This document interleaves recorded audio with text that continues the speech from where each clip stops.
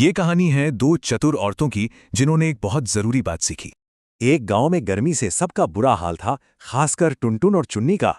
गर्मी से बचने के लिए चुन्नी को एक मस्त आइडिया आया, पेड़ की छांव में टेंट लगाने का। पर अरे, जब चुन्नी वहां पहुंची तो देखा कि टुनटुन ने तो पहले ही सबसे अच्छी जगह पर अपना टेंट लगा लिया था। चुन्नी को यह देखकर बहुत गुस्सा आया। टुनटुन ने तो पूरी छांव में अपना सामान फैला रखा था।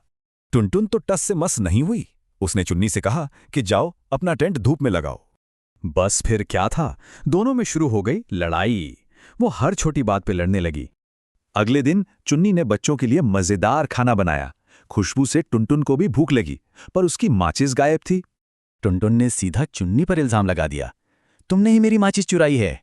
तो टुनटुन नई माचिस लेने के लिए चुपचाप गांव की तरफ चल दी ताकि कोई उसकी जगह ना ले ले।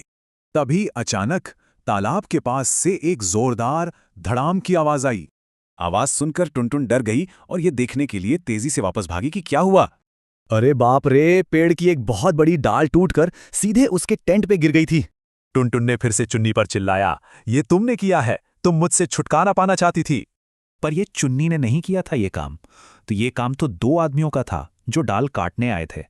उन्होंने ही टुनटुन की माचिस चुराई थी ताकि वो वहां से चली जाए और वो डाल काट सके। तब टुनटुन को अपनी गलती समझ आई। उसे लगा कि वो कितनी स्वार्थी हो गई थी।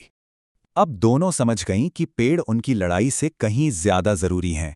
उन्होंने मिलकर पेड़ को बचाया। उस दिन के बाद उन्होंने लड़ना छोड़ दिया और मिलकर पूरे गांव में नए पौधे लगाए। इस कहानी से ये पता चलता है कि प्रकृति और एक दूसरे का ध्यान रखना ही सबसे समझदारी की बात है।